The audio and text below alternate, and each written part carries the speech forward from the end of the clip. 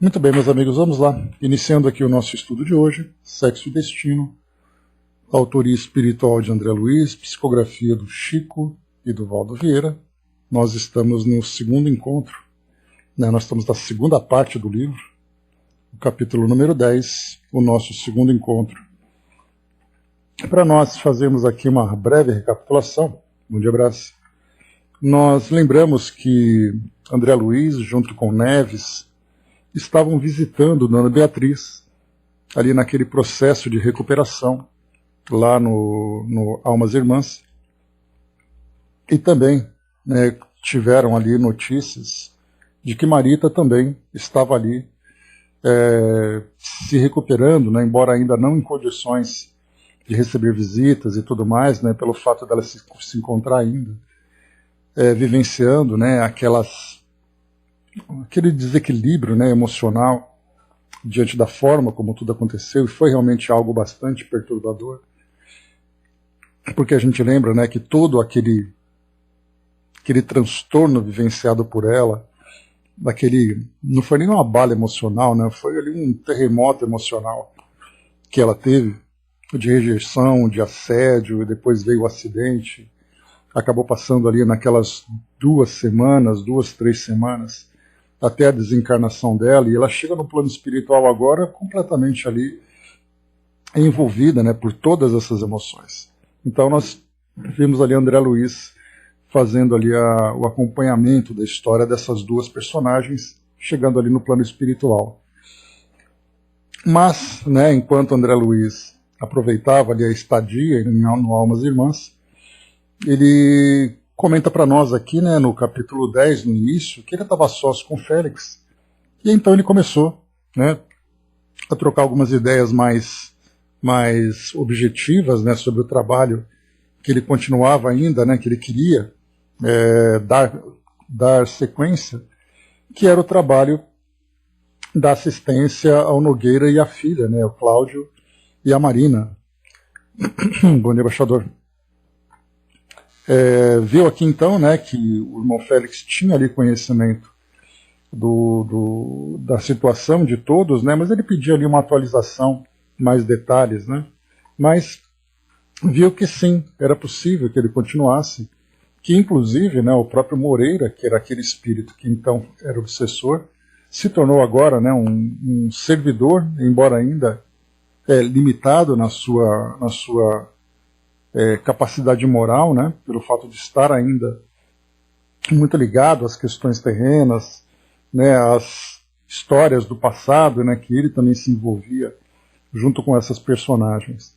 Mas o que lembra o irmão Félix aqui é que não era possível que Moreira sozinho pudesse ajudar da forma como se necessitava, porque Dona Márcia, envolvida ali por muitos espíritos agora, alimentando aquele sentimento, sentimentos inferiores que agora ela tinha, inclusive envolvendo também o próprio Gilberto, envolvendo o Nemésio, os dois ali da família Torres, e também Marina, que se encontrava hospitalizada naquela condição de crise emocional que ela vivenciava. Então o que chamou a atenção aqui o nosso irmão Félix era que sozinho Moreira não daria conta de afastar aqueles espíritos para que eles pudessem retomar o equilíbrio, até porque a própria Dona Márcia não desejava isso. E fazia, inclusive, conforme ele relata para nós, que Nemésio se encontrava ali numa aventura bastante perigosa, lembrando que ele tinha ameaçado Marina, que se ele não ficasse com ela, ninguém ficaria. O irmão Félix aqui se mostrou bastante sensibilizado com esse quadro todo, que André Luiz coloca para nós aqui que ele chorava por dentro, então era algo bastante doloroso, porque ele estava muito ligado a esse grupo familiar aqui de encarnados. Avançando um pouco mais, conversando um pouquinho sobre sexo e penologia, André Luiz então, bom dia Didima, André Luiz foi convidado pelo irmão Félix para conhecer a Casa da Providência, que é como se fosse ali um grande fórum, onde análises de casos, de famílias, de espíritos que chegavam do plano espiritual, se preparavam para uma nova reencarnação, para voltar ao plano físico. Então conhecia esse departamento. Então ele colocava ali para nós que era um foro do Almas Irmãs, onde 2 juízes funcionam atendendo aos petitórios formulados pelos integrantes da comunidade com respeito aos irmãos encarnados. Trouxe uma descrição para nós, né, que o irmão Félix era bastante conhecido, cumprimentava bastante gente e tudo mais, e ele esclareceu algo bastante interessante para nós, né, que naquele local era feita uma análise, né, a respeito das experiências de auxílio, né, dos processos de auxílio e de corrigenda de muitos desses espíritos, né. Então ali eles analisavam, né, os detalhes que comporiam, né, a experiência reencarnatória de um indivíduo ou de um grupo, relacionados com, aí ele traz para nós aqui, com os renascimentos, berços torturados, acidentes da infância, delitos da juventude, dramas passionais, lares periclitantes, divórcios, deserções afetivas, algumas modalidades de suicídio, tanto quanto moléstias e obsessões, tudo isso relacionado com abusos sexuais e também ali relacionamentos afetivos, né, em que o amor, nesse caso, não é ali a pedra fundamental, né. Então tudo isso, exatamente, né, Brás? Tudo isso acaba sendo analisado por esses irmãos que trazem um entendimento maior, trazem uma sabedoria maior, para fazer análise sobre de que forma que esses espíritos podem ser conduzidos a novas experiências. E algo interessante também que é trazido para nós, que muitas dessas decisões que são tomadas, né, montando ali o quadro, né, de uma quantidade de trabalhadores, aqui ele fala de 10 juízes, sendo 6 espíritos aqui, né, com personalidade masculina, e 4, né, de personalidade feminina, todos eles então ligados, né, à governadoria da cidade, todos eles com grande sabedoria para realizarem, né, assembleias semanais para julgar esses casos que eram apresentados dos espíritos que estavam então ali vinculados agora ao Almas Irmãs. Diante do edifício aqui, né, eles entraram então ali nas vias interiores e tudo mais, e aqui mostrou, né, que o irmão Félix procurava então não atrapalhar o andamento das tarefas e nem também ali entrar nas sessões, né, porque as pessoas rapidamente sensibilizadas pediriam para que ele então intercedesse por elas diante dos juízes. Isso seria bastante inconveniente para aquele trabalho, né. Foi tratado aqui então, né, eles saíram, encontraram com outro espírito, que era aqui, o nome dele era o irmão Amantino, né, o juiz Amantino. E ali então, André Luiz recebeu ali então uma pequena atenção desse irmão, porque ele se encontrava ali, né, tinha disponibilidade para poder oferecer ali algum esclarecimento, né, que o irmão Félix tinha dito que ele estava ali apenas de passagem, rapidamente ali, mas que André Luiz depois voltaria para fazer um estudo mais detalhado desses casos, né? Mas naquele momento esse irmão Amantino então, né, convidou ali para que eles entrassem, sentassem para conversar um pouco sobre esses temas. E aí então foi que nós vimos que André Luiz, né, já fez ali de imediato, né, a pergunta bastante direta, né, perguntando, por exemplo, né, qual seria ali o sucesso da quantidade dos espíritos que estavam ali quando então reencarnam e depois retornam, né, nesse retorno, fazendo esse balanço sobre aquilo que foi programado e aquilo que eles realizaram, qual seria então ali a porcentagem de espíritos bem-sucedidos. E aí então tem esse trecho, né, elucidou afirmando que em apontamentos fiscalizados de quase 80 anos consecutivos, a média de irrepreensibilidade não excedia de 5 em 1000, não obstante surgirem fichas honrosas de muitos que atingiam até mais de 90% na matéria de distinção absoluta, o que, no Almas Irmãs, representa elevado grau de mérito, né? Então, assim, a cada 1000 espíritos que reencarnam, 5 chegam absolutamente depurados, né, ou bem-sucedidos no trabalho, apesar de uma grande quantidade de espíritos ali trazerem, né, fichas honrosas, porque a gente lembra que o preparo, né, da nossa parte, a gente pensa que o espírito chega e do jeito que ele chega, ele sai para uma nova expedição, digamos assim, né? Só que pelo contrário, esses cursos que são promovidos nessas instituições, eles servem exatamente ali não apenas para esclarecimento, mas para despertar de consciência. Aqui a gente viu nesse relato aqui uma descrição bastante simplificada de André Luiz sobre todas as tarefas que são realizadas para preparar os espíritos para a nova reencarnação. Então, da mesma forma que nós vimos aqui, nesse caso no Almas Irmãs, esses cursos, essas análises, né, os processos que são analisados, a preparação para uma nova reencarnação, nós vimos algo semelhante também acontecendo em nosso lar, só que ali, no caso, o nosso lar tinha um perfil diferente do Almas Irmãs, portanto, os espíritos estavam preparados ali, porque eles tinham também condições diferentes, assim como nós vimos também lá no Memórias de um Suicida, a mesma coisa, a preparação dos espíritos para uma nova reencarnação, só que agora vinculada ao suicídio. Assim como nós podemos encontrar, por exemplo, instituições que trazem ali, né, que acolhem espíritos ligados aos vícios, por exemplo, de drogas e álcool.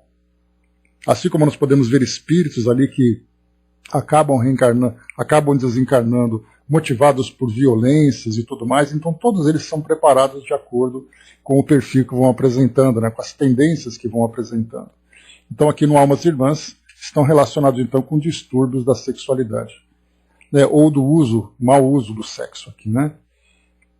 Foi colocado também aqui sobre de que forma que esses julgamentos são feitos, né, porque muitos dos casos que são apresentados aqui, eles não são apenas analisados no Almas Irmãs.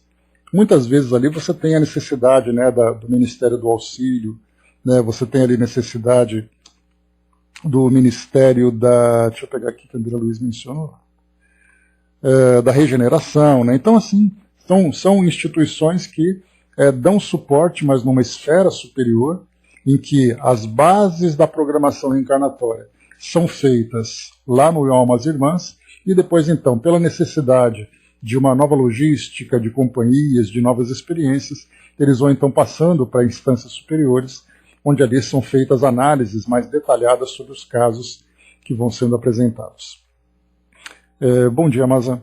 Então, aqui agora, vendo onde nós paramos, deixa eu voltar aqui um pouquinho. Aqui foi o trecho que nós iniciamos ali no final do encontro passado, né, que a gente vai retomar do início para construir aqui o nosso raciocínio. Então ele finaliza assim para nós, né?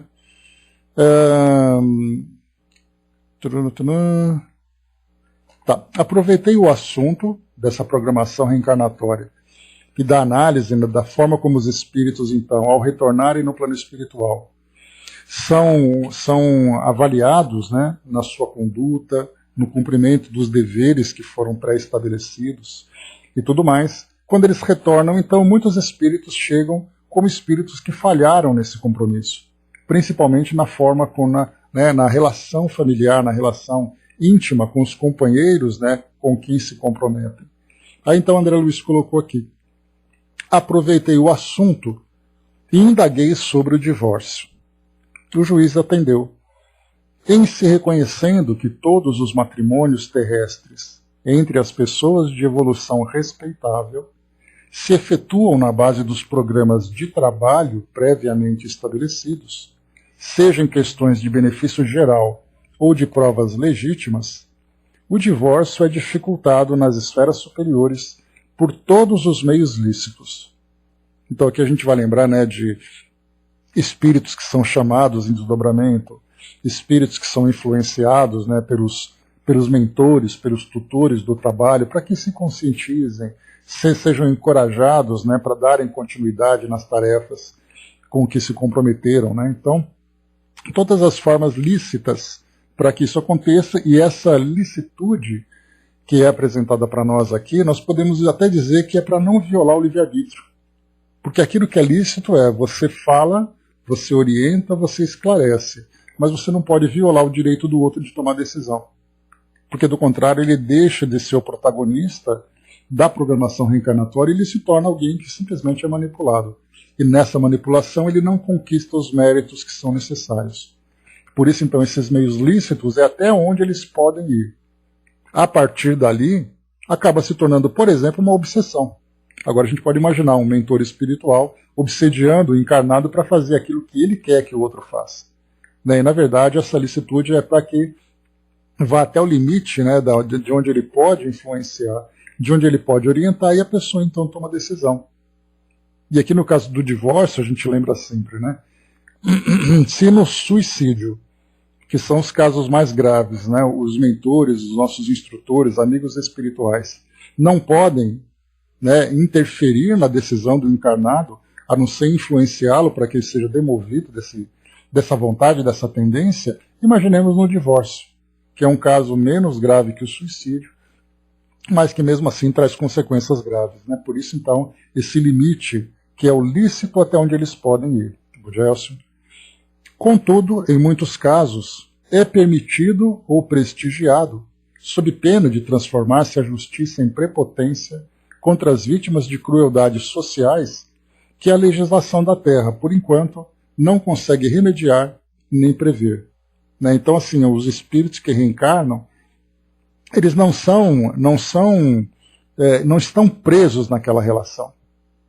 Até porque, como foi colocado para nós aqui, a própria legislação da Terra prevê que haja, né, essa dissolução do casamento diante de situações ali em que os indivíduos, né, vivem ali uma intensa incompatibilidade, ou muitas vezes até beirando a própria agressão. Então isso é permitido pela nossa justiça.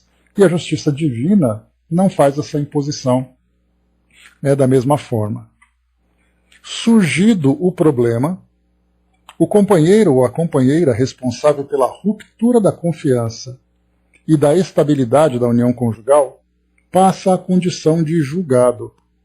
Então é aquele que provoca, né, a dissolução do casamento, é aquele que provoca a lesão afetiva no outro. Então esse, né, lembrando que esse empreendimento terreno, que é o caso do casamento, nós temos ali dois sócios, cada um com suas responsabilidades e compromissos. Aquele que falha com seu compromisso entra na condição de julgado, porque não era previsto que isso, aliás, não estava programado, né, que ele se comportasse daquela forma, embora fosse reconhecido ali suas tendências, suas fraquezas, né? Então, por isso, aquele que provoca o desequilíbrio entra nessa condição de julgado. E essa condição de julgado não é o julgamento nesse sentido que a gente está dizendo, né? Mas são os dramas de consciência depois que vão chamar a atenção para mostrar que aquela escolha foi equivocada. A vítima, nesse caso, né, se você tem aquele que provoca, você tem aquele que é a vítima. A vítima é induzida à generosidade e à benevolência através de recursos que a espiritualidade superior consiga veicular, a fim de que não se frustre em planos de serviço, sempre importantes para a comunidade, compreendendo-se dentro dela os espíritos encarnados e os desencarnados, cujas vantagens são recíprocas, com a humildade e a benemerência de qualquer de seus membros. Então aquele que é a vítima, né, então ele acaba depois induzindo a generosidade e a benevolência. Então aquele que provoca o desequilíbrio no casamento, tem aquele outro que é o parceiro que muitas vezes sofre o efeito desse desequilíbrio, mas é induzido a manter a coragem, a generosidade, sempre dentro da possibilidade. E aí nós vamos encontrar ali diversas situações que vão acontecendo dentro de uma relação. E tudo isso para que mesmo assim esse espírito que foi ali então vitimado naquele momento, para que ele não desista, para que ele continue. Porque apesar de um dos cônjuges desequilibrarem a relação, o projeto continua. Então nós podemos imaginar, fazendo um paralelo, é aquela empresa de prestação de serviço com dois sócios. Quando um sócio acaba ali não cumprindo com a sua responsabilidade, a empresa precisa continuar funcionando para prestar o seu serviço. E nessa prestação de serviço, nesse caso aqui, no campo moral, que é o do casamento, nós temos aqui pessoas que estão ligadas àquela relação, filhos, companheiros, né, amigos ou familiares próximos, que estão ligados àquele núcleo e precisam ter continuidade para darem seguimento ali nos seus projetos reencarnatórios. Por isso, então, não é pelo fato de um desistir que o projeto daquele grupo todo deixa de merecer a atenção para que ele seja cumprido. Se ele for interrompido, futuramente ele vai ter que retomar novamente o seu trabalho. Avançando, vamos lá.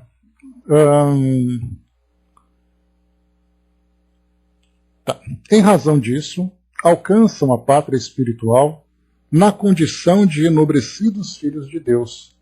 As grandes mulheres e os grandes homens, justificadamente considerados grandes diante da providência, quando suportam, sem queixa, as infidelidades e as violências do parceiro ou da parceira, de reduto doméstico, esquecendo incompreensões e ultrajes recebidos, por amor às tarefas que os desígnios do Senhor lhes colocaram nos corações e nas mãos, seja no amparo moral à família consanguínea ou na sustentação das boas obras. Então, nessa orientação aqui, racionalmente nós conseguimos compreender a nobreza da manutenção da relação, da superação, né? Até porque nós temos também a ideia, que é passada para nós, né? A ideia do nosso orgulho, da vaidade.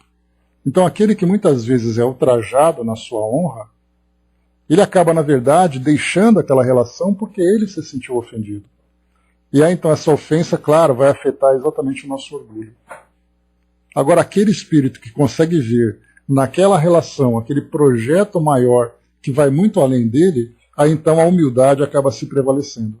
Então, moralmente, nós conseguimos entender isso, mas na prática é muito difícil. Até porque nós temos ainda ali, né, muitos sentimentos e muitos valores que estão em processo de construção, que estão em processo de transformação.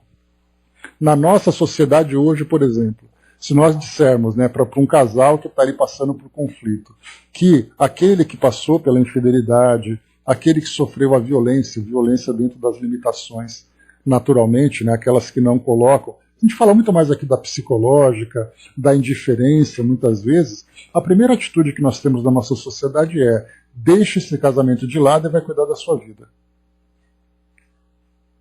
Esse ultraje, essas ofensas e tudo mais, né? Então é claro que a gente vai dizer, ninguém, né, veio para poder passar por essa situação constrangedora, humilhante, que fere ali, né, os corações e muitas vezes até chega ali, né, a machucar realmente as pessoas.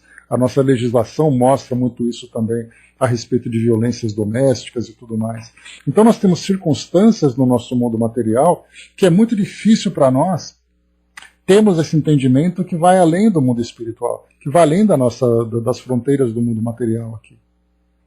Porque no mundo espiritual a visão é diferente, nós falamos de indivíduos que estão ali em processo de resgate. Então, assim, na teoria, nós temos essa compreensão. Bom dia, Sandra. Na teoria, nós temos essa compreensão. Mas na prática, aqui no nosso dia a dia, qual é o limite da nossa tolerância? Até onde o indivíduo pode suportar situações que nós consideramos como sendo constrangedoras, sendo humilhantes? Então tem essa discussão, né, que quanto mais nobres são os nossos valores, maior é a tolerância, a capacidade que a gente tem de suportar.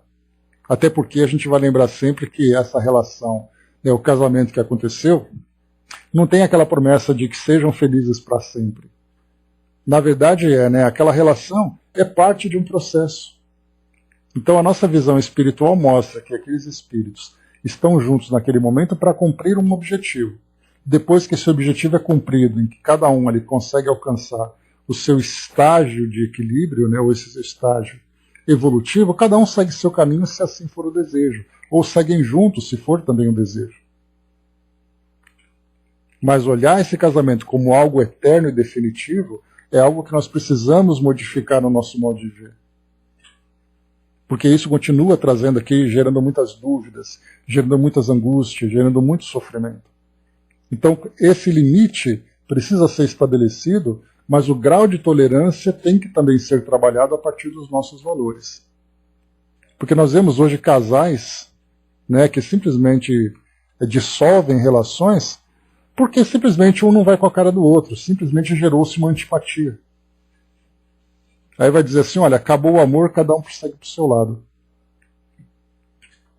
Ou então porque um se envolve com outras relações, outro acaba tendo ali, buscando novos sonhos e tudo mais. Então para nós é muito difícil trazer ainda nessa condição em que nós estamos agora, esses valores tão elevados do mundo espiritual para aplicar aqui no nosso dia a dia. Mas o fato dele não ser aplicado não significa que ele continue prevalecendo no plano espiritual.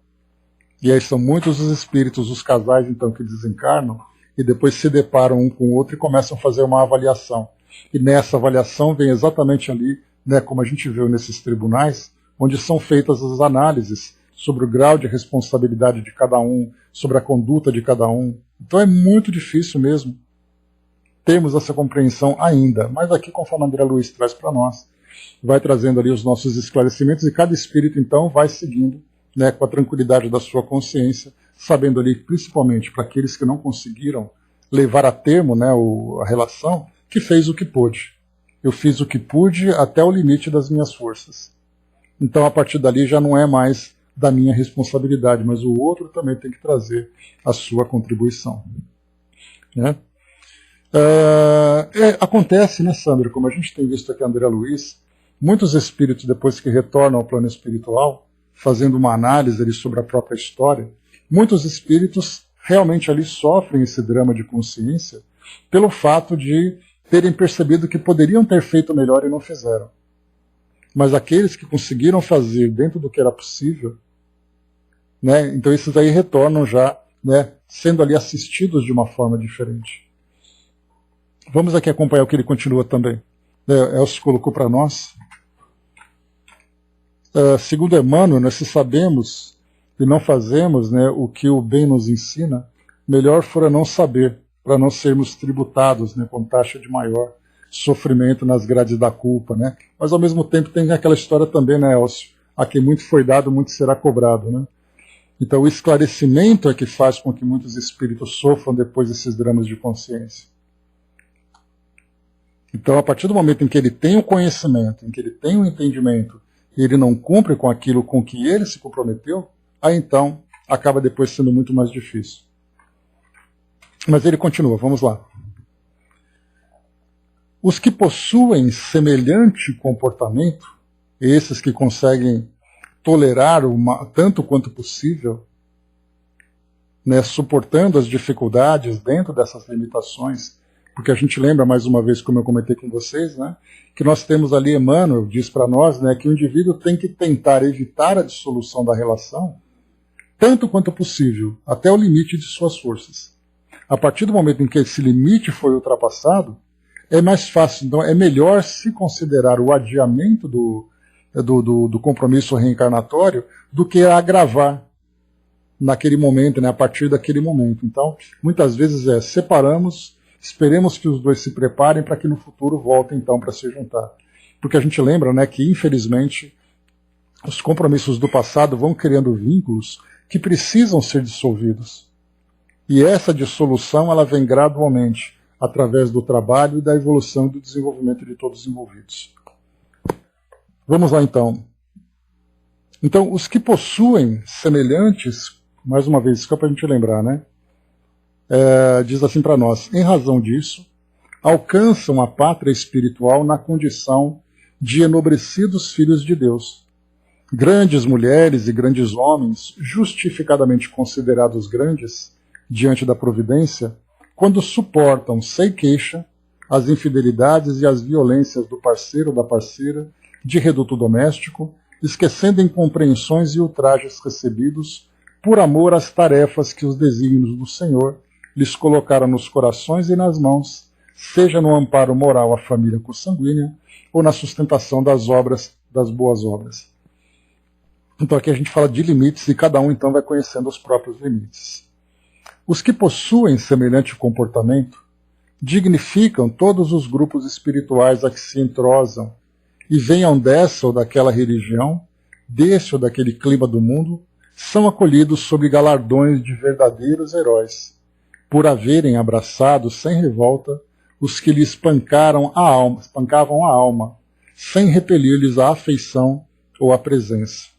Né? Então, quando ele coloca para nós aqui essa expressão, aqueles que lhes espancavam a alma, é exatamente aqueles que machucavam moralmente, principalmente, através ali da indiferença, através ali das expressões que são utilizadas, do comportamento dentro da relação e fora da relação. Então todas essas situações vão se somando, que mais uma vez aqui, olhando da nossa perspectiva, isso nos sensibiliza muito. e faz com que nós não toleremos esse tipo de comportamento. Já do plano espiritual, a gente vai lembrar sempre que essas relações são construídas a partir de comportamento de ambos no passado. Que muitas vezes aquele que é vítima hoje se tornou algoz no passado e vice-versa. Muitas vezes ambos se comprometeram com decisões muito equivocadas e que agora se juntam para isso, para resolver esse problema, e esse problema acaba sendo adiado novamente.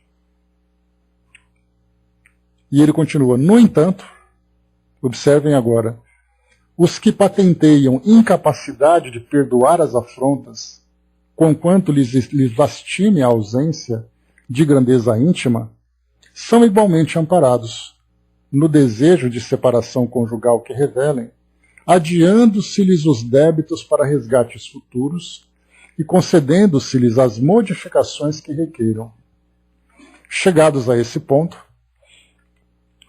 o homem ou a mulher continuam recolhendo o apoio espiritual que lhes seja preciso, segundo o merecimento e a necessidade de cada um, atribuindo-se tanta liberdade e tanto respeito ao homem quanto à mulher no que tange à renovação de companhia e caminho com as responsabilidades naturais que lhes decorram das decisões. Então, aqueles que tomam essa decisão não são desamparados naturalmente. Mas, na verdade, essa opção que foi feita de seguir esse caminho diferente é, na verdade, um processo de reaprendizado, de reequilíbrio, de refortalecimento. Não para que ele possa depois se aventurar para novas buscas, objetivando a sua felicidade. Porque a felicidade, na verdade, não é aquilo que nós buscamos. A nossa felicidade, na verdade, ela parte daquilo que nós já resolvemos no passado. Quanto mais tranquila fica a consciência do indivíduo com relação à história já vivida, mais ele vai ascendendo em busca da felicidade. Então é um caminho contrário, nós ficamos ali desesperadamente, como se fôssemos ali, caçando borboletas, correndo atrás delas em busca da felicidade, sem se dar conta que nós temos ainda muito a se resolver. Então muitos daqueles que optam por essa separação, na verdade é um adiamento de compromisso, como ele coloca para nós, adiando-se-lhes os débitos para resgates futuros. Você não conseguiu fazer isso agora, seja por sua culpa não, seja por sua decisão ou por decisão do companheiro, o fato de ambos não terminarem esse projeto não quer dizer que eles deixaram de estar comprometidos. E aí então depois, futuramente, no futuro próximo ou médio, eles estarão novamente ali se reencontrando para os ajustes necessários. Essa lei para nós ela é tão complicada, tão complexa para a gente entender, né? Mas a gente vê a lógica, né? O espírito precisa estar depurado de tudo aquilo que ele fez, de toda a sua história, para depois ele conseguir alcançar a felicidade. E muitas vezes esse caminho vai passar por esse tipo de relação, reencontrando os desafetos do passado. Assim acontece, ajuntou Amantino, compreensivo, porque a divina providência manda exaltar as virtudes dos que amam sem egoísmo, sem desconsiderar o acatamento que se deve às criaturas de vida reta, espoliadas no patrimônio afetivo. Ou seja, aqueles indivíduos que entram numa relação com o coração sincero, com boa vontade, mas sofrem o efeito daqueles companheiros incompreensivos, daqueles companheiros ainda tendenciosos e viciosos, esses espíritos, então, que sofrem esse espólio, que você tirar ali os valores, tirar ali os melhores sentimentos do indivíduo, esses indivíduos, então, são tratados de modo diferenciado no plano espiritual. Os executores das leis universais, diz aqui o texto, agindo em nome de Deus, não aprovam a escravidão de ninguém, e em qualquer sítio cósmico se propõem levantar consciências livres e responsáveis que se elevem para a suprema sabedoria e para o amor supremo, veneradas e dignas, ainda mesmo que para isso escolham multimilenárias experiências de ilusão e de dor. Então, muitas vezes nós nos apegamos ali à ideia das fantasias, das ilusões, da forma como nós entendemos a felicidade. aquela felicidade tomadas de prazer, aquela felicidade tomadas de facilidades, né? E na verdade a gente vai amadurecendo com o tempo, percebendo que a felicidade muitas vezes depende de muito trabalho e de muito sacrifício. Impressionado, inquiri sobre a moral nos países terrestres, onde um homem guarda o direito de possuir várias esposas. Então aqui a gente já muda, né, aqui a página, né, do tema que André Luiz abordou, porque realmente aqui é muito importante, né, e vale a pena a gente considerar, eu me recordo, que nós temos ali dentro de algumas religiões tradicionais, principalmente aqui no Brasil, que nós temos ali, por exemplo, encontro de casais, né, entre católicos, entre evangélicos. Então, encontro de casais. Aí, nesse encontro de casais, então, são tratados de temas, né, ligados à religião, aos valores nobres, aos valores cristãos, por exemplo, para aquelas religiões cristãs, fazendo com que o casal compreenda ali o compromisso de estarem juntos, do respeito um pelo outro, do respeito pelo lar, do respeito pela família, né? E esses encontros, esses cursos, têm esse objetivo exatamente de fazer com que a relação vá se fortalecendo. Então é uma forma de você trabalhar de um modo mais objetivo o propósito daquela relação. Então muitas religiões fazem isso, e dentro da doutrina nós também temos alguns grupos, né, que trazem ali cursos para casais. Aí nós vamos pegar temas ali, temas que tratam individualmente, né, dos valores, temas que tratam da família como um todo, para que nós entendamos o que é a família, o que significa a família. E aqui agora André Luiz entra num outro ponto, agora falando ainda das fraquezas, né, do nosso mundo. Impressionado, inquiri sobre a moral nos países terrestres, onde um homem guarda o direito de possuir várias esposas. Amantino, porém, destacou que a poligamia, mesmo aparentemente legalizada entre os homens, é uma herança animal que desaparecerá da face do mundo e que, em nos achando numa instância inspirada pelos ensinamentos do Cristo, não nos cabia olvidar que, perante o Evangelho, basta um homem para uma mulher e basta uma mulher para um homem. E aqui, naturalmente, ele está falando também, né, dessa visão, né, da década de 1960, onde as relações homoafetivas, né, não eram consideradas. Mas, independente disso, independente de qualquer julgamento, o que vale para nós é que o indivíduo se dedique ao outro pela fidelidade, pelo amor, pelo sentimento. E não simplesmente aqui, como no caso da poligamia, em que nós vamos encontrar aqui, né, tanto na poligamia, que a relação de um indivíduo com outros, seja um homem com várias mulheres, seja uma mulher com vários homens, que nós temos sociedades terrenas que vivem assim, né? Temos a poliandria, por exemplo, né, que é o caso ali de comunidades principalmente, isso acontece com bastante frequência. Aliás, isso acontece com frequência nessas pequenas comunidades que são isoladas dos grandes centros. Me lembro de ter visto, quando nós estudamos lá no Livro dos Espíritos sobre a poligamia, uma comunidade naquela região do Afeganistão que era de pastores que vivia nas montanhas. Então era uma mulher casada com vários irmãos. Né? Então eram ali 3 irmãos que estavam casados com a mesma mulher. Mas aí nós vimos ali que é uma sociedade muito isolada e eles se relacionavam entre si exatamente ali por uma questão cultural. Né? Mas aí nós encontramos também sociedade de poligamias, né, entre ali os países do Oriente Médio, países africanos, em que isso também continua acontecendo, em que o homem possui várias mulheres. Né? E no Islã, por exemplo, está dizendo que o homem pode ter várias mulheres desde que ele consiga sustentar todas. Mas aí nós vemos ainda, né, a prevalência, né, de culturas ainda muito arcaicas em que aquela ideia, né, do instinto animal, dessa herança animal, é a que prevalece. Ponderou que há provações em circunstâncias difíceis em que o homem ou a mulher são chamados à abstenção sexual, no interesse da tranquilidade e da elevação daqueles que o cercam. Situação essa que não modificam sem alterar ou agravar os próprios compromissos. Né?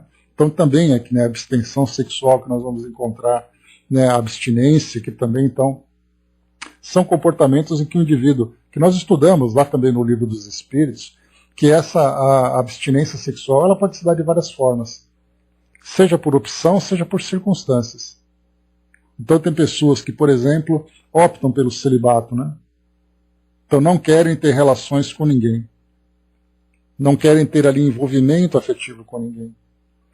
Né? Buscando essa própria sublimação, mas até ali, né, a gente vai ver que da nossa compreensão ainda, ver dessa forma ainda é bastante limitada para nós.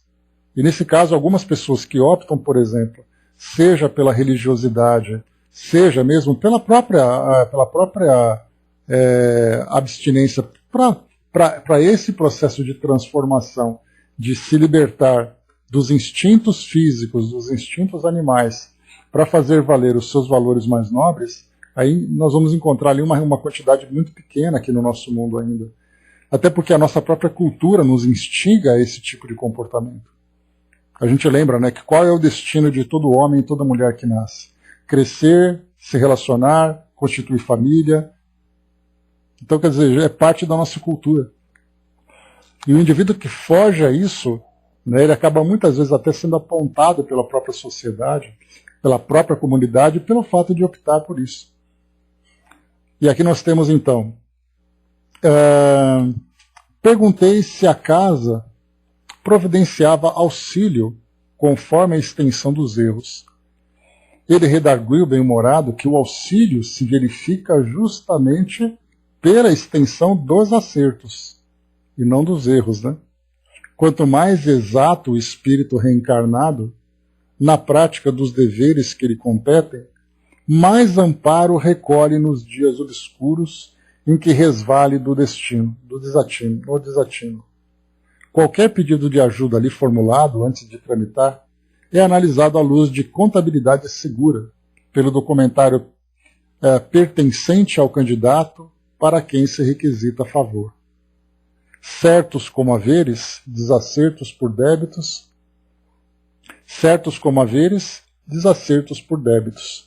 somados uns e outros, verifica-se de imediato até que ponto será possível ou aconselhável o atendimento, determinando-se a média do auxílio atribuído a cada petitório individual.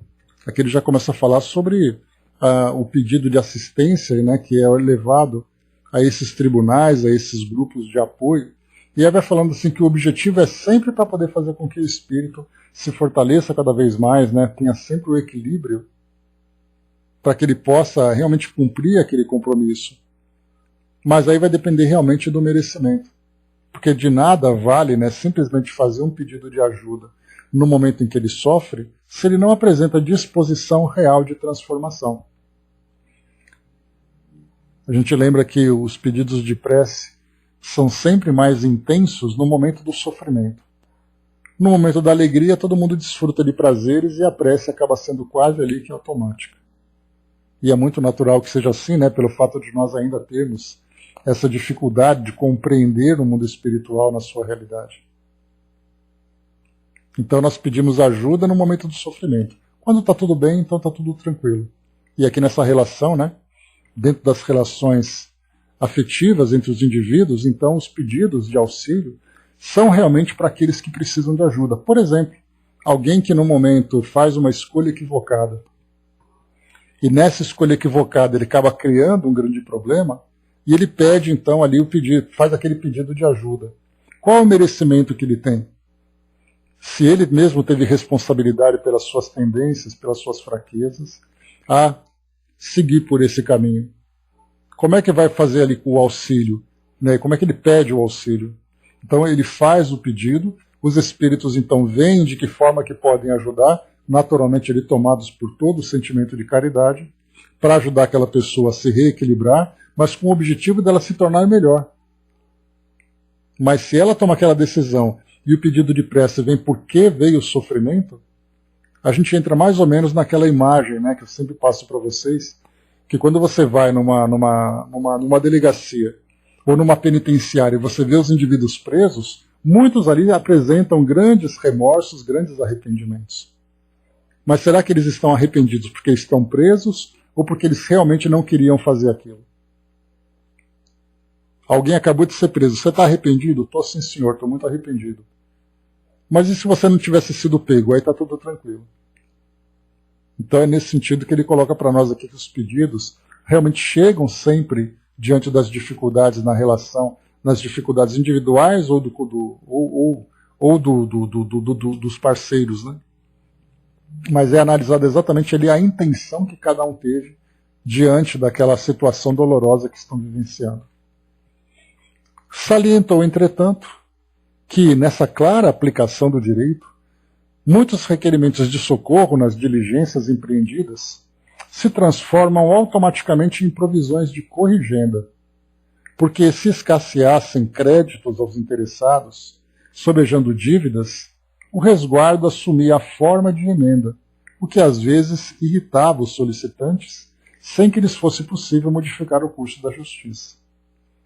Nesse sentido, as preces, ou mesmo apenas as vibrações de alegria e reconhecimento de todas as criaturas encarnadas ou desencarnadas, beneficiadas pelos requeredores, funcionam à guisa de abonos e calções de significado muito importante para cada um, tanto ali quanto em qualquer lugar, sublinhou Amantino, convincente. Creia ou não na imortalidade, qualquer pessoa é alma eterna. Né? Então essa frase aqui também ela é bastante lógica para nós, que você é um espírito imortal, acredite nisso ou não. Você pode acreditar que não tem alma, mas isso não vai mudar o fato de você ser um espírito imortal. Você pode não acreditar na reencarnação, isso não vai fazer diferença, porque você está reencarnado e vai continuar reencarnando enquanto houver necessidade. Por isso, independentemente da própria vontade, as leis da criação marcam no caminho de todo o espírito os bens ou os males que pratiquem, devolvendo frutos na base da sementeira. Então é você plantar e colher. A lei de causa e efeito também é parte de uma lei natural e você pode acreditar ou não. Isso porque muitas vezes a pessoa, desacreditando no futuro, desacreditando na necessidade do equilíbrio dessas leis, ele age de um modo completamente impulsivo, de modo completamente egoísta, acreditando que isso não vai gerar consequência. E vai gerar consequência. Efetuando-se o aperfeiçoamento moral de etapa em etapa, e compreendendo-se a existência física por aprendizado da alma, entretecido de acertos e desacertos, com raras exceções, a individualidade em qualquer plano da vida é apreciada e sustentada, acima de tudo, pelo rendimento de utilidade com que se caracterize no bem comum. Então, ou seja, o indivíduo tem ali o merecimento dele de apoio, de acordo com o esforço que ele faz para o bem comum. Então, aquele que é egoísta, aquele que age por conta própria, quanto mais fechado em si mesmo, menos ele recebe em termos de benefício, porque na verdade é uma questão de colheita. Isso, destacou o juiz, é princípio geral da natureza.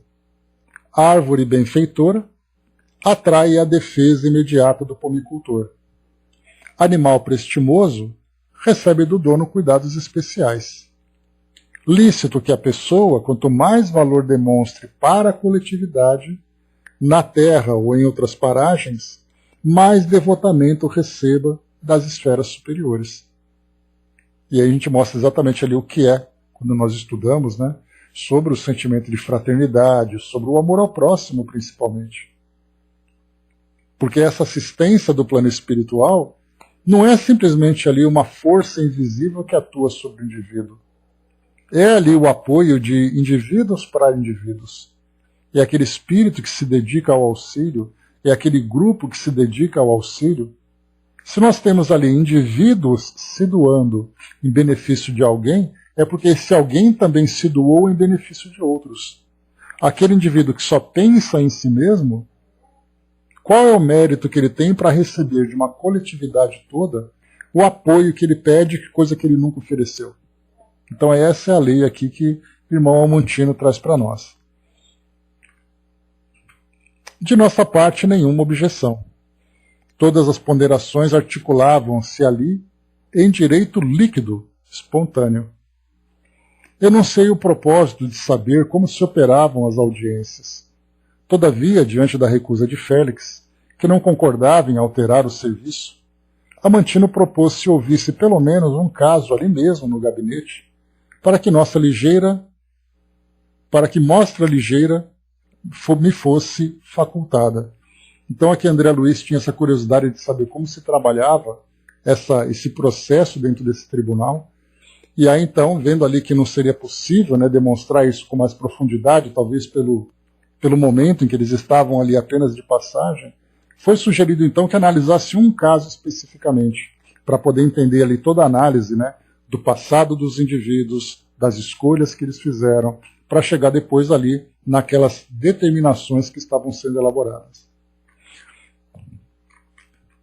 O instrutor anuiu, solicitando, porém, a presença de 2 sentinelas capazes de guarnecerem a entrada. Estranhei a exigência do amigo, cuja simplicidade me habituara a venerar. No entanto, o inesperado se encarregaria de sossegar-me. Descerrada a passagem, uma senhora triste compareceu. Assinalando a presença de Félix, esqueceu-se da autoridade de que Amantino se achava revestido e precipitou-se na direção do instrutor, prosternando-se de joelhos. Félix acenou para os guardas e recomendou que se levantassem. Aqui foi o que André Luiz relatou um pouco mais acima, que a presença de irmão Félix nas salas de audiência, digamos assim, seria bastante prejudicial. Porque enquanto a pessoa se apresentava ali, sendo analisada, entre aspas, tecnicamente e friamente pelos juízes, embora ali tomados de todo o sentimento de caridade para com aquelas pessoas, né, elas estavam sendo julgadas na própria consciência. Então ninguém estava ali para poder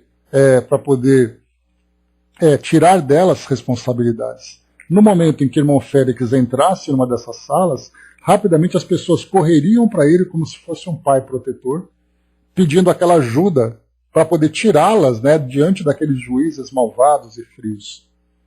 E aqui aconteceu exatamente isso. No momento em que essas 2 pessoas se compareceram, pois é, o Brasil, por isso que é interessante a gente acompanhar os relatos que ele traz, né? Então, no momento em que isso, né, em que essa senhora chegou diante do juiz, a primeira coisa que ela fez foi correr para o irmão Félix, porque assim ele se apresentava como sendo aquele grande pai da família toda, né, do Almas e Irmãs.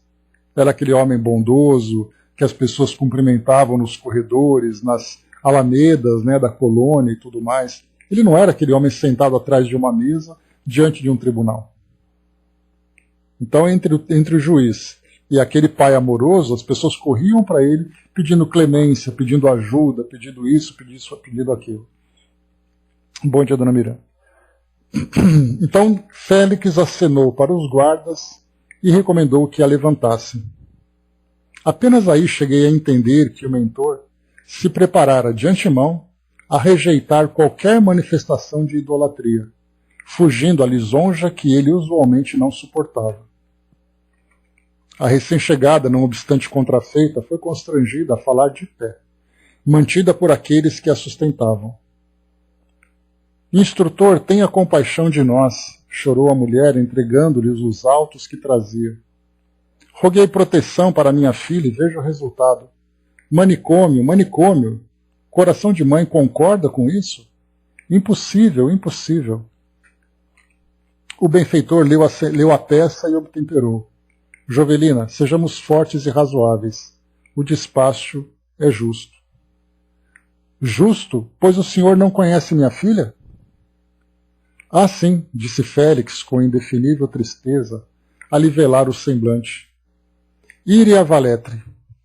Lembro-me de quando se ausentou há 36 anos. Casou-se aos 18 e se desligou do marido, homem digno, aos 26, unicamente porque não pudesse o companheiro sustentar-lhe a vocação para o luxo desmesurado. Em 8 anos de ligação conjugal, nunca se portou à altura dos compromissos e praticou 6 abortos. Abandonando o lar e afundando-se em prostituição, foi convidada indiretamente e por várias vezes, sob a inspiração de amigos daqui, para que se afastasse dos hábitos dissolutos, fazendo-se mãe respeitável de filhos que, embora nascidos do sofrimento, se lhes transformariam com o tempo em tutores e companheiros abnegados. Diversos tentames foram empreendidos. Íria, no entanto, expulsou todos os filhinhos, arrancando-lhes do seio o corpo em formação. 6 abortos até agora, e até agora nada fez que lhe recomende a permanência no mundo. A permanência do mundo. Não lhe consta da ficha o mínimo gesto de bondade à frente dos semelhantes. Ela própria se entregou de bom grado aos vampirizadores que lhe desgastam as energias. E a nossa casa não lhe opôs, contradita a vontade de viver assim obsediada, para que não continue convertendo o claustro materno em antro de bondade. Amar pelo Deus, bom dia. E, deixando entrever funda melancolia no olhar, rematou enlaçando-a com paterna solicitude. Ah, Jovelina, Jovelina, quantos de nós aqui teremos filhos amados nos hospícios da terra? O manicômio é também refúgio levantado pela divina providência para expurgar nossas culpas. Volte aos afazeres e honre a filha, trabalhando e servindo mais. Seu amor de mãe será junto de nossa Íria, assim como a luz que remove as trevas.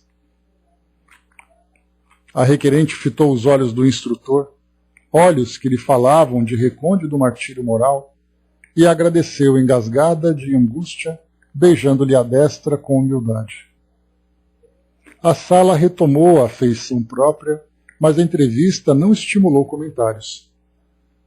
Separei-me dos novos amigos e, a poucos passos fora do edifício, despedi-me também de Félix. Mais algumas horas e entrei na clínica de nervosos em Botafogo. Marina, sob as atenções de Moreira, dormia agitada.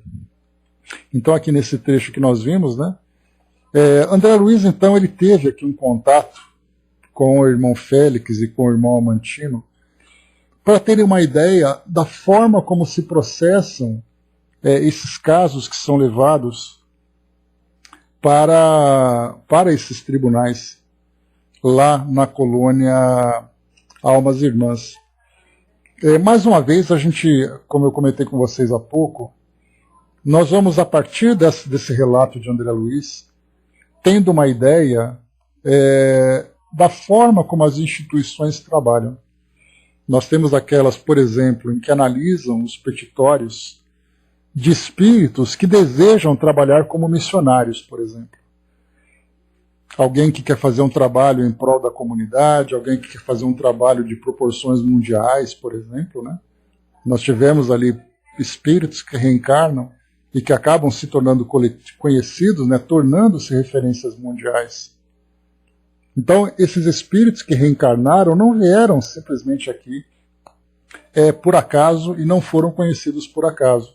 São espíritos que foram preparados para essa reencarnação. E a gente lembra que quando uma missão dessa é concedida por um espírito, diversos elementos foram analisados para que ele pudesse reencarnar, assumir aquela posição e receber assistência de encarnados e encarnados para que ele cumprisse o trabalho.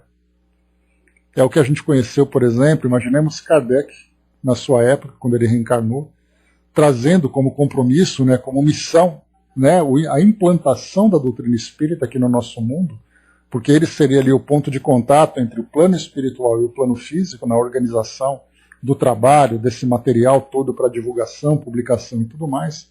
E quando então ele se programou para isso, ele foi então também ali assessorado por espíritos que reencarnaram para dar apoio para essa tarefa, e ao mesmo tempo também, no plano espiritual, espíritos que se comprometeram para fazer com que esse trabalho fosse sucedido. Então não é o fato dele dizer assim, eu tenho vontade de fazer isso. Bom dia, dona Chaconete. Eu não tenho, eu tenho vontade de fazer isso. Entre vontade, capacidade e necessidade, tem ali uma distância muito grande. Então nós podemos imaginar também os espíritos que se programam para isso. Quem são esses grandes missionários que chegam entre nós? Aqueles espíritos, por exemplo, que se programam para trabalhar aqui em prol da sociedade terrena como governante. Muitos desses espíritos, então, se programam, vêm ali, se preparam para isso intelectualmente, a partir da sua formação, são naturalmente aproximados daqueles grupos que vão favorecer, né, a sua eleição, o concurso que ele vai prestar, alguma coisa assim, para fazer com que ele cumpra essa missão. Então nós temos ali, né, presidentes, nós temos ali líderes de nações e tudo mais que também passam por esse processo. Porque não é simplesmente um espírito que quer se aventurar nesse tipo de trabalho, e nessa aventura ele vai lembrar sempre, né, que vai comprometer a vida de milhares de pessoas, se não de milhões de pessoas. Podemos pegar como exemplo, né, o próprio um Papa, por exemplo, que assume a posição de líder de uma instituição que tem mais de 1 bilhão de seguidores. De que forma que esse espírito, então, vai conduzir essas almas? Quem são aqueles espíritos que vão dar o suporte a ele? E quem são os encarnados que também vão dar esse apoio? Então nós temos ali preparação para líderes, preparação, então, para espíritos que vão constituir famílias, espíritos que vão reencarnar junto a outros que trazem ali, né, as suas deficiências. Nesse caso, por exemplo, né, de vícios, de comportamento e tudo mais. A mesma coisa acontece com aqueles que são suicidas. Quantos petitórios a gente chegou a acompanhar lá no Memórias de um Suicida? Aqueles espíritos que queriam reencarnar, pedindo ali que algumas condições fossem favorecidas para que eles então reencarnassem. E aí, nesse caso, nós vamos ver que espíritos que muitas vezes trazem determinadas fraquezas acabam depois aqui no plano físico encontrando novamente situações semelhantes e voltam a praticar o mesmo ato. Então dá para a gente poder perceber ali, né, a gravidade dessas circunstâncias. Aqui nesse caso, por exemplo, que foi apresentado para nós, falava de uma jovem que teve 6 abortos. No plano espiritual nós encontraríamos também ali uma instituição que daria apoio a essas mães que fracassam nesse propósito. Eis aí então todas as circunstâncias que a gente vai vendo, de que forma que a programação reencarnatória de cada um vai chegando. A gente até chegou a falar sobre isso, né, de que forma que os espíritos reencarnam.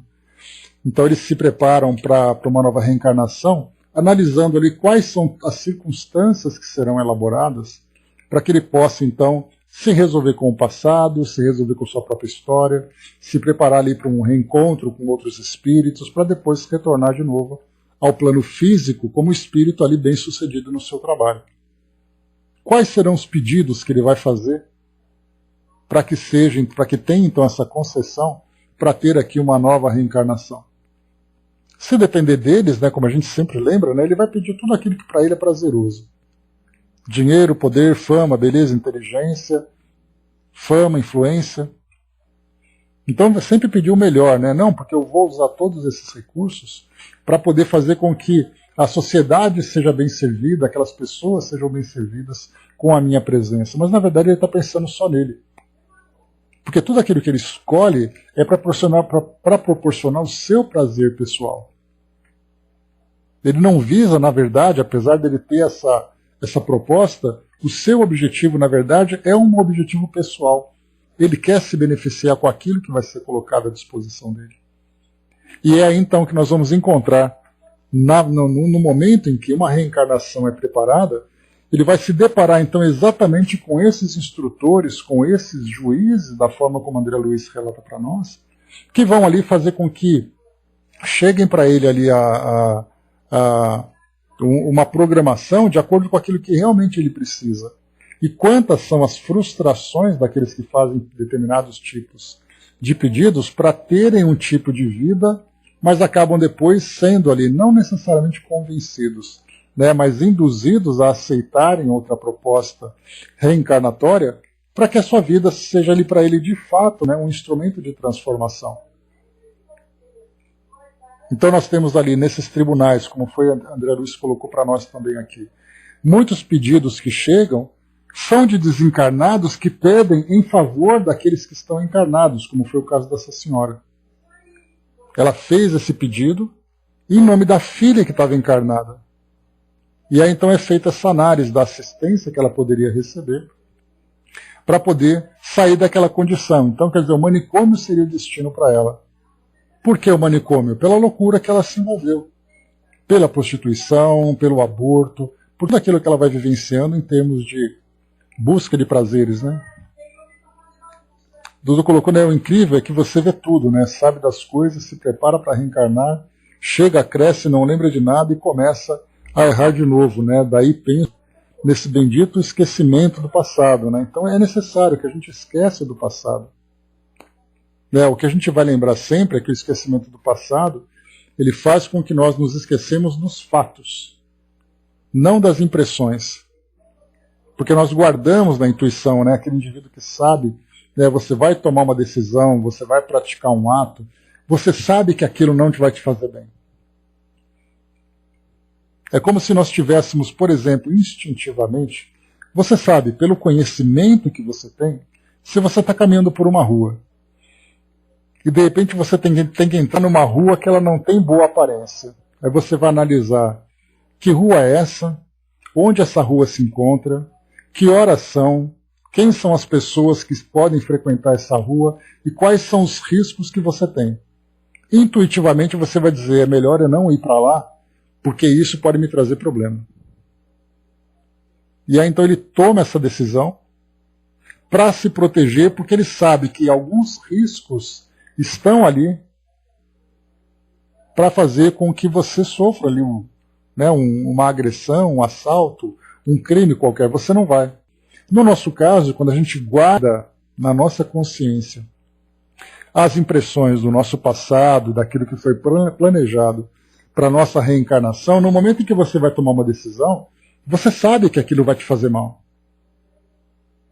Porque nós não estamos ali às cegas. Porque, do contrário, nós não teríamos motivo nenhum para acertar. Você vai completamente esquecido, você não vai com nenhum tipo de alerta da sua consciência para saber que aquela escolha que você faz vai ser equivocada.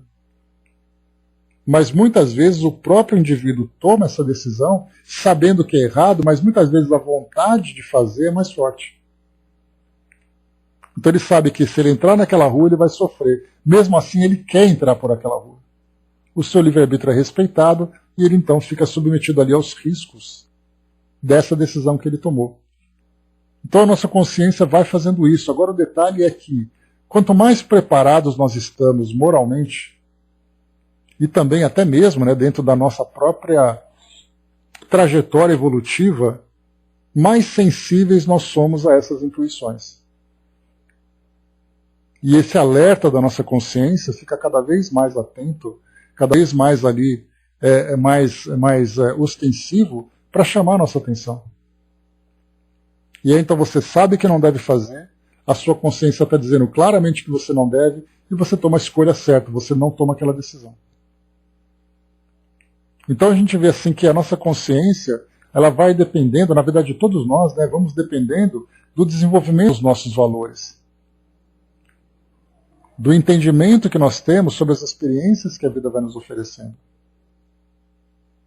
E conforme essas experiências vão surgindo, a gente vai analisando também do porquê vivenciar aquilo tudo. Qual é a consequência que aquilo vai nos trazer. Percebam como a nossa mente vai começando a se tornar muito mais ágil e muito mais preparada para poder analisar as circunstâncias. Se nós não temos essa preparação, nós agimos instintivamente. E quando o instinto fala, nós buscamos apenas aquilo que pode nos trazer algum tipo de satisfação. Mesmo que esse objeto, que será ali, né, o responsável por essa satisfação, vá nos trazer sofrimento. Eu não analiso o sofrimento.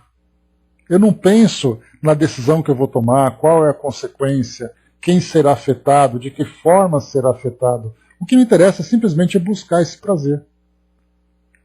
Agora, nós vamos então amadurecendo, conforme nós vamos estudando os valores e entendendo exatamente quais são os valores positivos, quais são as nossas imperfeições, de que forma que isso vai nos afetar espiritualmente. Quando a gente sai dessa esfera terrena e começa agora a entrar na esfera espiritual, a gente já começa a analisar, por exemplo, a partir desse conteúdo que a doutrina espírita nos proporciona, conhecendo todos os mecanismos que vão nos proporcionar a evolução.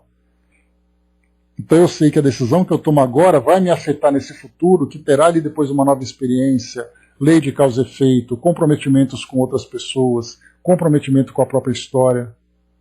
E tudo isso começa com um aprendizado simples de entendermos aquilo que me faz bem e aquilo que não me faz bem. Quando eu consigo diferenciar tudo isso, a minha consciência já começa a dar um passo com maior esclarecimento, com melhor entendimento. Quando eu começo a me preparar moralmente, começo também a me preparar intelectualmente nesse sentido, de entender o mecanismo de evolução de todos nós, aí sim nós estamos preparados com os nossos valores e entendemos também todos os mecanismos. Aí se nós tomamos uma decisão equivocada, aí nós temos ali, né, por nossa conta e risco.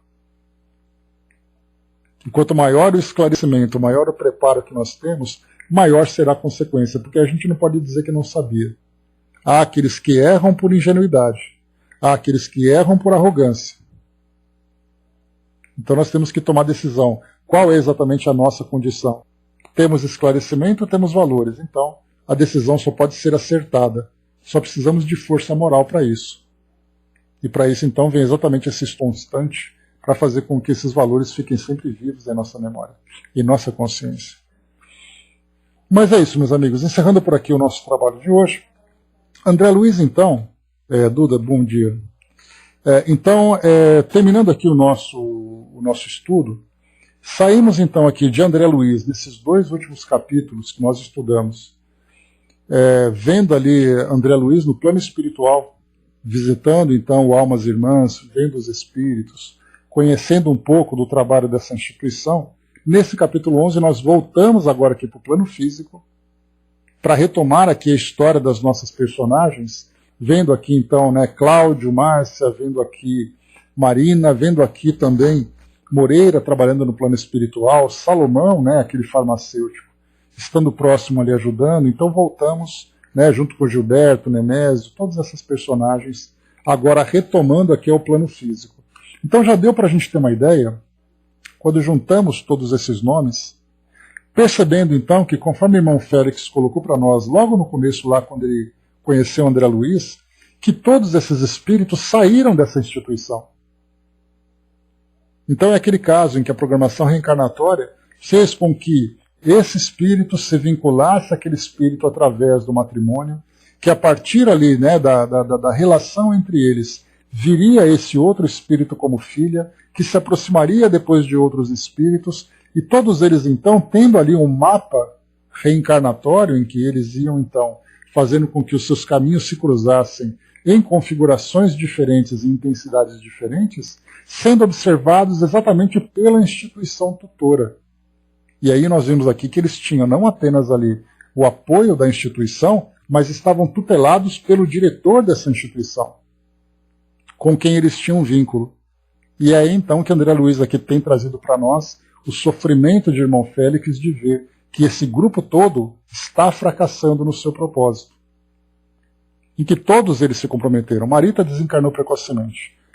Cláudio agora com uma conduta diferente, mas a sua trajetória anterior bastante equivocada. Vemos ali Márcia, vemos ali Marina, todos eles então com decisões completamente diferentes daquelas que vão trazer para eles, né, essa condição de estarem melhores depois que retornarem ao plano espiritual. Então veremos no nosso próximo encontro, capítulo 11, retomando aqui então a história das nossas personagens. O Elcio colocou aqui para nós, né, às vezes aquilo que queremos e não podemos fica latejando na consciência, pois sabemos que não é o correto, mas a vontade é muito grande, né, Elcio? Por isso que essa tentação de você querer e não poder, né, o desejo de você realizar aquilo, que é o mais atormentador. Porque você sabe que não deve, mas você quer fazer mesmo assim. Mas aí a consciência vai gritando, né? Felizes daqueles